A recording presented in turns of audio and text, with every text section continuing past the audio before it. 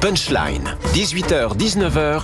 Yohann Usaï sur CNews. 18h16, de retour en direct dans Punchline sur CNews et sur Europe 1. Nous sommes ensemble jusqu'à 19h et nous allons parler maintenant de ce qui se passe en ce moment dans les Deux-Sèvres, puisque des milliers de militants anti-bassines sont rassemblés jusqu'à demain soir pour protester donc contre l'installation de ces méga bassines. Célia Barotte du service police-justice de CNews nous a rejoint. D'abord, la situation est plutôt calme a priori sur place. En tout cas moins violente, moins de confrontation que ce qui était potentiellement annoncé. Oui, aujourd'hui, nous n'avons pas eu d'interpellation ou encore d'incidents graves à déclarer. Un point presse va être organisé d'ici quelques minutes par les préfets des Deux-Sèvres et de la Vienne. Et puis, ce communiqué de la part des manifestants qui explique « Nous avons manifesté massivement dans la joie. Nous avons été, donc selon eux, 10 000 participants. Nous continuerons à nous attaquer à ces mastodontes demain par le méga blocage du port de la Palisse à La Rochelle. Nous choisissons maintenant de préserver la joie de ce moment familial. Désormais, le cortège prend le chemin du retour après une pause baignade en musique et en chant. À savoir également que le procureur de Niort a quand même ouvert une enquête pour organisation de manifestations interdites et participation à un attroupement sans armes après des sommations de la part de la gendarmerie, puisque des personnes se masquaient le visage et étaient regroupées, environ 500, auprès d'une usine et d'une réserve de substitution dans la commune de Pamproux. Donc on peut s'attendre demain à beaucoup plus d'événements et des tensions notables, à savoir quand même que 3000 gendarmes sont mobilisés sur place. C'est un énorme dispositif de sécurité pour éviter les débordements et aussi les agressions dont ils ont été victimes l'année dernière. Alors vous nous dites 3000 gendarmes sur place jusqu'à demain soir pour encadrer ces manifestants. Est-ce que l'on sait combien ils sont précisément et combien de militants radicaux sont sur place? Eh bien, jusqu'à 6000, voire 8000 participants sont attendus. Près d'un millier d'éléments radicaux sont sur place. 123 fichiers S, 450 Black Blocs sur place. On a aussi des centaines de militants étrangers qui ont fait le déplacement. Et justement, actuellement, sur les boucles Telegram, ils s'organisent pour faire du covoiturage pour pouvoir arriver et se déplacer jusque La Rochelle demain. Il y a des manifestants suédois, espagnols, italiens. On voit que c'est une manifestation qui a regroupé énormément d'éléments radicaux et des manifestants qui sont venus notamment pour en découdre avec les forces de l'ordre, puisque 1100 objets dangereux ont été saisis comme des boules de pétanque et des liquides inflammables. Merci beaucoup Célia Barotte du service police-justice de CNews. Vous parliez de ces armes qui ont été saisies, parce que des boules de pétanque, Louis Dragnel, quand on va dans une manifestation, une boule de pétanque, c'est une arme. Des haches ont aussi été saisies. Quand on vient dans une manifestation avec des haches, c'est clairement pour affronter les forces de l'ordre, faire des blessés et éventuellement des morts. Absolument. Donc c'est ce qu'on appelle, s'agissant des boules de pétanque, des armes par destination. Donc maintenant, juridiquement, le qualificatif c'est celui-ci. Et donc pénalement, si vous êtes interpellé avec des boules de pétanque, eh bien, la justice considère que c'est pas uniquement des boules de pétanque, un objet qui peut faire mal. Voilà, ce sont des armes par destination. Les manifestants, le savent très bien. C'est pour ça qu'ils s'organisent. Ils sont aussi très bien organisés en face. Ce qu'on voit quand même, c'est que le dispositif de gendarmerie est un peu dissuasif. Et pour le moment, les manifestants voient qu'ils sont en train de jauger les forces en présence et se rendent compte qu'ils font pas le poids, objectivement, je dis vraiment pour le moment, face aux gendarmes. Donc on va voir ce qui se passe dans les prochaines heures. Donc c'est pour ça que c'est calme, parce que les manifestants jugent qu'ils ne sont pas assez nombreux ou pas suffisamment armés, entre guillemets, c'est malheureusement le terme qu'il faut employer, face aux forces de l'ordre. Vous regardez l'historique de toutes ces manifestations. Le terrain de jeu, le premier entraînement à grande échelle, c'était Notre-Dame-des-Landes. Et au début, c'était la police qui intervenait, c'était les CRS, puis les gendarmes mobiles. Ils sont intervenus donc à plusieurs reprises, jusqu'à l'évacuation de la ZAD. C'était lorsqu'Édouard Philippe était Premier ministre. Et là, pour le coup, les gendarmes ont vraiment pu s'adapter, adapter leur dispositif, voir comment fonctionnait entre guillemets le camp d'en face. Ensuite, il y a eu d'autres ZAD, il y a eu Sivins, Il y a eu donc Sainte-Soline pour la première fois, et on en avait parlé. C'était une configuration qui était assez compliquée pour les forces de l'ordre, puisque c'était des espèces d'énormes étendues où il y avait assez peu de protection naturelle qui permettait aux gendarmes d'utiliser donc le relief, le terrain à leur profit. Et puis donc là, l'épisode 2 qui a été très bien anticipé. Il y a des interdictions de présence sur le territoire français qui ont aussi été prises, donc pour empêcher des manifestants internationaux d'arriver via les aéroports français. Donc il y a des gens qui ont essayé de contourner, qui ont essayé d'arriver en France par la route.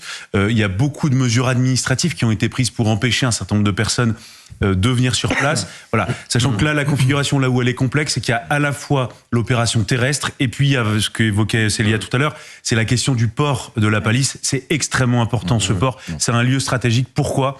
Parce que c'est là où aussi il y a des approvisionnements en gaz, il y a des approvisionnements en pétrole, il y a des pétroliers qui arrivent dans ce port-là. Et il suffit parfois d'avoir 2-3 kayaks et 5 paddles pour empêcher des bateaux de partir ou d'entrer dans le port. Donc la gendarmerie maritime est aussi sur le pont à cet endroit. Et la récupération politique qui a commencé. Heureusement qu'il y a des élections aujourd'hui à l'Assemblée nationale, sans quoi on aurait des députés de la France Insoumise et d'Europe Écologie Les Verts avec leur écharpe tricolore, comme il y a 1 an et demi à Sainte-Soline. Mathilde Panot qui vient de tweeter, le macronisme touche à sa fin et avec lui son maintien de l'ordre brutal et destructeur pour les êtres humains et le vivant, soutien aux défenseurs de l'eau contre les méga-bassines dangereuses. Et elle retweet un extrait où on voit le champ en flammes, puisqu'il y a un incendie qui a été allumé. Il faut juste dire à ces militants qui ont mis le feu à ce champ qu'il faut utiliser aussi de l'eau. Ils manifestent pour la protection de l'eau. Il faudra utiliser de l'eau pour éteindre leur incendie. Donc on voit que la France Insoumise refait ce qu'elle a fait il y a 1 an et demi à Sainte-Soline, refait ce qu'elle a fait au moment des émeutes. Elle appelle pas du tout au calme. Elle soutient, elle légitime la violence comme exactement ce qui s'est passé il y a 1 an et demi. Encore une fois, ce sont des manifestations interdites. Vous aviez des députés qui étaient venus à des manifestations interdites et aujourd'hui qui légitiment ces mêmes manifestations interdites. Alors certains disent oui, il faut pas faire d'amalgame, il y a les éléments violents, radicaux, c'est vrai, les black blocs qui ont le visage masqué, et puis il y a les autres, des militants pacifistes, écologistes. Alors parfois on retrouve ceux qui se disent pacifistes en train de saboter les méga-bassines et de faire en sorte qu'elles se vident de leur eau, mais quand vous venez à une manifestation interdite, déjà c'est une infraction, et vous savez très bien à quoi vous venez, à quoi vous vous rendez. Quand le ministre de l'Intérieur cette semaine a dit qu'il s'attendait à un week-end très compliqué à Sainte-Soline, quand il y a 1000 éléments radicalisés, ultra-violents qui s'apprêtent à venir en découdre avec les forces de l'ordre, comme vous le disiez Johan, ils viennent aussi tuer des flics, faut dire ce qui est. Quand vous vous souvenez, la dernière fois, il y a 1 an et demi, quand on avait la caméra embarquée dans la fourgonnette de gendarmerie, les projectiles, les balles de pétanque, les cocktails Molotov, etc., qui étaient lancés sur eux, on ne sait jamais comment ça peut se terminer, bien sûr. Mais à chaque fois, on se dit que la France Insoumise ne peut pas tomber plus bas, et puis chaque jour, ils parviennent à nous surprendre quand même, parce que à nouveau que Mathilde Panot apporte son soutien, si vous voulez, à des manifestants, j'ai du mal à les appeler comme ça, à des délinquants en réalité qui viennent dans des manifestations armés de boules de pétanque, de haches pour, mais tuer du flic. Bien sûr, que la présidente d'un groupe politique, que la présidente d'un groupe politique dise, prononce ces paroles-là, c'est inadmissible. Et vous avez raison, mais en fait, c'est de la même manière que l'antisémitisme a été un formidable carburant politique pour Jean-Luc Mélenchon. Globalement, ça a permis à la France Insoumise de faire un score historique aux dernières élections européennes. Et bien là, on voit bien que la haine anti-flic est aussi, malheureusement, en France, une forme de carburant politique. Il y a juste un détail qui est un tout petit peu cocasse. Est-ce que vous savez qui est la députée locale ? C'est Delphine Batho. Et Delphine Batho, figurez-vous, quand elle était ministre de l'Environnement de François Hollande, elle était très favorable et elle a donné les permis pour la construction de ces grandes bassines. Et maintenant, donc, devenue députée, d'ailleurs, elle vient d'être réélue, il y a une très forte percée du Rassemblement national sur place. Eh bien, figurez-vous que, sans surprise, elle a changé d'avis et maintenant, Delphine Batho est contre ces bassines. On va partir dans les Deux-Sèvres, justement, retrouver notre équipe sur place. Bonjour, vous êtes dans la Vienne, où les anti-bassines donc sont rassemblés, et vous nous confirmez que pour l'instant, on assiste à une fin de journée qui est plutôt calme. Oui, tout à fait. C'était une journée plutôt calme pour les militants anti-bassines. Il n'y a eu que très peu de débordements au final au cours de la journée. Ce matin, des cortèges sont partis de plusieurs villes, notamment de Melle, où se trouve le village de l'eau, le bastion des militants, pour se rendre à Migné-Auxan, Auxances, dans la Vienne, où nous nous trouvons actuellement. Et selon les organisateurs, environ 6500 manifestants ont convergé sur place pour un pique-nique après avoir passé de nombreux barrages de gendarmerie. Alors le rassemblement s'est déroulé dans une ambiance festive, sans accrochage. Et plus tard dans l'après-midi, le cortège s'est mis en route pour atteindre les sites agro-industriels emblématiques des méga-bassines, mais un incendie s'est déclenché sur l'itinéraire. Alors selon la préfecture de la Vienne, il a été déclenché par des tirs de sommation des gendarmes et l'usage de grenades lacrymogènes. L'intervention des pompiers a permis de maîtriser l'incendie qui se propageait rapidement dans un champ. Les hélicoptères de la gendarmerie ont appelé les manifestants à quitter la zone et le cortège a donc décidé d'abandonner son objectif et de revenir sur ses pas. Les organisateurs actuellement ont annoncé profiter de ce retour au calme pour se reposer et préparer la journée de demain. Donc les manifestants retournent au village de l'eau à Mel dans les Deux-Sèvres et d'autres se rendent dès ce soir à La Rochelle pour la deuxième journée donc de mobilisation qui se déroulera au port de la Palisse pour bloquer le terminal agro-industriel. Merci beaucoup. Je précise pour nos téléspectateurs et nos auditeurs que nous ne pouvons pas donner le nom des journalistes qui sont présents sur place pour des questions de sécurité. Voilà quand même où nous en sommes. Et je précise pour les téléspectateurs que s'il n'y avait pas d'image, c'est parce que notre JRI, le journaliste reporter d'image, a été, comment dirais-je, embêté, en tout cas pris à partie par certains manifestants. Et c'est pourquoi il n'est pas en mesure de nous fournir ces images. Voilà, Marc Varnaud, où nous en sommes. Oui, on en est là parce qu'il y a 10 ans, jusqu'en 2012, l'extrême gauche violente, elle existait, mais elle était insignifiante. En 2012, elle est effectivement apparue à Notre-Dame-des-Landes, mais l'histoire est la suivante, c'est que en octobre 2012, François Hollande décide de démanteler Notre-Dame-des-Landes. Les 1500 policiers qui sont envoyés réussissent pas. On aurait pu penser que le lendemain, ils allaient revenir en nombre. Pas du tout. François Hollande, il décide en février 2023 de cesser les opérations de police à Notre-Dame-des-Landes. Vous imaginez le top départ pour l'extrême gauche violente. Et ça va durer jusqu'en 2018. À ce moment-là, Édouard Philippe décide d'abandonner le projet alors que tous les recours ont été gagnés et que le référendum a été gagné. Ensuite, on a 3000 extrémistes qui sont de tous les coups dans toutes les manifestations et qui ont été effectivement... Dans les fameux Black Blocs. Les fameux 3000, alors on peut les appeler comme on veut, mais ils sont 3000, ils ne sont pas si nombreux que ça. Mais sauf qu'à chaque fois, ils se regroupent, ils sont organisés, et il y a une doctrine des forces de l'ordre qui, grosso modo, dit surtout pas de mort chez ceux qui veulent tuer les gendarmes. Et donc, on a à chaque fois ces images épouvantables de gens qui viennent pour tuer des gendarmes, et malheureusement, ceux qui sont interpellés avec des boules de pétanque, pardonnez-moi, mais ils seront sans doute pas déférés pourtant pour armes par destination, mais à la limite pour trouble à l'ordre public, ils se prendront 3 mois avec sursis et ils sortiront. Et c'est un des vrais sujets aussi, c'est la qualification de la justice de ces actes. La justice sous-qualifie, et c'est un vrai problème parce qu'on ne punit pas ces extrémistes comme on le devrait. Bonjour Johan Cavaliero, merci d'être avec nous en direct sur CNews et sur Europe 1. Vous êtes délégué national CRS Alliance. D'abord, j'imagine que vous êtes soulagé de voir que la journée d'aujourd'hui s'est plutôt bien déroulée, mais comme nous le disait Célia Barotte du service police-justice de CNews, c'est la journée de demain qui est particulièrement redoutée, c'est bien cela ? Bonjour, oui, c'est particulièrement celle de demain, où les rassemblements sont interdits.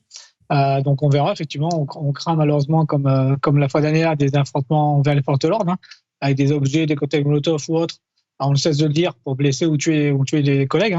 La crainte est là, c'est qu'il y a des nôtres qui tombent face à ces assaillants, ces black box qui viennent rien que pour casser du flic. La cause écologiste, je pense que ça passe à côté. Qu'est-ce que vous faites, entre guillemets, de ces militants qui arrivent sur le site avec des boules de pétanque, avec des haches? Ils sont interpellés, vous confisquez évidemment ces armes par destination, mais ils sont immédiatement placés en garde à vue ou ils sont relâchés comme ça? Il y a pas toujours des interpellations, malheureusement. On voit aussi un peu, je reprends un peu ce qui s'est passé pendant les Gilets jaunes. La notion d'attroupement armé n'a jamais été reprise dans le cadre des Gilets jaunes, malgré des interventions, en tout cas des rassemblements interdits. Cette notion n'a jamais été prise en compte. Donc des fois, il y a des interpellations, des fois, il n'y en a pas. Ça dépend un peu des instructions du parquet local. Mais on voit les saisies qui ont été faites par les gendarmes, c'est impressionnant. Mais malheureusement, c'est le quotidien lors de ces manifestations. On voit aussi un peu l'État qui est faible, c'est des rassemblements qui sont interdits, mais on autorise des gens à venir, on laisse faire. Et puis après, on critique les forces de l'ordre quant à la gestion. C'est malheureusement triste en France. Célia Barotte vous pose une question. 118 gendarmes sont mobilisés pour justement ce côté interpellation. Le procureur de Niort a expliqué qu'il y avait vraiment un dispositif judiciaire qui est mis en place spécifique à ces manifestations. Est-ce que ces 118 gendarmes vont être en capacité d'interpeller en soutien des escadrons qui sont mis en place pour le maintien de l'ordre, ou ça va être sûrement le travail des drones qui va permettre d'identifier les fauteurs de troubles, et les interpellations viendront après ces manifestations dans les jours à venir? Je pense qu'il y aura un peu des deux. S'ils peuvent, alors tout dépend de la mission qui va être dévolue aux gendarmes. Est-ce que ça va être à tenir un point, ou parce que je pense que le but c'est qu'il n'y ait pas d'affrontement direct. Tout dépend de la mission qui est allouée aux gendarmes par la préfète. Mais s'il peut y avoir des interpellations, il y en aura. Et après, comme vous dites, bien souvent, il y a des identifications qui sont faites par la suite et les individus sont interpellés. Et il y a aussi des collègues qui sont là en assistance judiciaire pour pouvoir exploiter également les procès-verbaux et interpeller. Parce qu'on voit aussi ces gens, ils ont toujours des avocats à leur disposition qui viennent chercher un peu les petites failles des procès d'interpellation pour essayer de casser un peu tout ça. Donc eux, ils sont organisés d'un côté où ils sont sur des rassemblements avec des gens qui les aident. Voilà, c'est pour ça, du côté des forces de l'ordre, il y a des choses qui sont mises en place avec des OPJ, des groupes spéciaux pour pouvoir alimenter ces procès-verbaux d'interpellation. Merci beaucoup, Johan Cavaliero, d'avoir été avec nous en direct sur CNews et sur Europe 1. Je rappelle que vous êtes délégué national CRS Alliance. Merci beaucoup. Véronique Jacquet, vous vouliez intervenir? Oui, on voit que beaucoup de choses sont faites du côté des forces de l'ordre pour maîtriser la situation. Ça, c'est très bien. Mais ce qui me paraît important de souligner, c'est qu'on ne peut pas faire grand-chose pour l'heure face à la zadisation des esprits, face aux milliers de manifestants qui sont là, effectivement, soit pour s'attaquer aux forces de l'ordre, soit de toute façon pour contester un projet qui quand même tient la route, celui des méga-bassines. Je vous rappelle que la coordination rurale en est à se dire que si ça continue, elle va passer à l'autodéfense, c'est-à-dire qu'elle se sent, même s'il y a le travail des forces de l'ordre, elle ne se sent pas suffisamment protégée, parce qu'on se dit, ils se disent, qu'est-ce que ça va être dans les années qui viennent? Donc, zadisation des esprits, écoterrorisme qui n'est pas que français, qui est européen. Notons qu'il y a la présence, on l'a entendu, vous l'avez dit, et ça c'est important de le souligner, notamment de Scandinaves, de Suédois, et qu'il y a des universitaires comme Andreas Malm qui a pignon sur rue et qui théorise l'écoterrorisme, notamment à travers un ouvrage qu'il a publié, qui a eu beaucoup de succès dans ce milieu, qui s'appelle « Comment saboter un pipeline », c'est-à-dire où on en est, c'est-à-dire de cette légitimation de la violence. Le mode d'emploi pour les actes terroristes. Voilà, le mode d'emploi, c'est l'écoterrorisme. Oui, non, mais attendez, ce qui me paraît grave, pour les entraîner justement à ça. Mais ce qui paraît grave, c'est le mode d'emploi pour maintenant, mais aussi pour les années qui viennent. Qu'est-ce qu'on fait contre ça? Comment on lutte contre ça? Rappelons aussi qu'ils ont quand même choisi leur tempo et qu'ils avaient prévu largement à l'avance leur entrée en scène, puisqu'ils ont fait ça précisément à 10 jours des JO. Saturer les forces de l'ordre. Bien sûr. Juste pour préciser que la préfecture stipule que c'est l'usage du gaz lacrymogène qui a entraîné le feu, par l'usage du gaz lacrymogène des forces de l'ordre et pas les manifestants. Puisqu'effectivement, il y a un incendie qui était en cours à proximité de la zone où se sont regroupés les manifestants. 18h33 sur CNews et sur Europe 1. Nous marquons une dernière pause et on se retrouve dans quelques minutes pour la dernière partie de Punchline, où nous analyserons cette fois la situation politique en France et nous irons du côté de l'Assemblée nationale. Nouveau jour d'élection, on élit cette fois les vice-présidents de l'Assemblée. À tout de suite. Punchline. 18h-19h sur CNews et Europe 1, Yohann Usaï.